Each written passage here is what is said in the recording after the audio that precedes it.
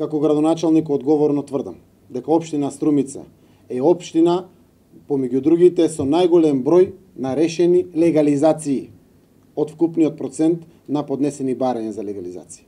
Меѓу првите, рамноправно како сите граѓани, се и двајцата пратеници со нивните процеси на легализација. Тоа потврдува дека и пратеникот за ова што зборува диво градал. Заради тоа знаеме колку го следува инфраструктура. Но за да бидам искрен и честен до крај, пресудата дава препорака општината во наредниот период да го реши асфалтирањето на улицата.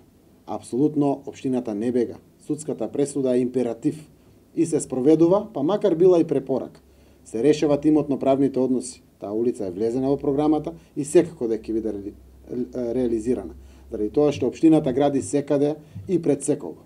Апсолутно доказ за тоа колку вистина зборува нашиот пратеник од редовите на ВМРО ДПМН покажува самиот акт за легализирање на бесправни објекти во фабриката Алмакс. Но законот важи за сите, има право и тој да го искористи, но само по себе тоа е потврда колку следуваат комунални инфраструктури.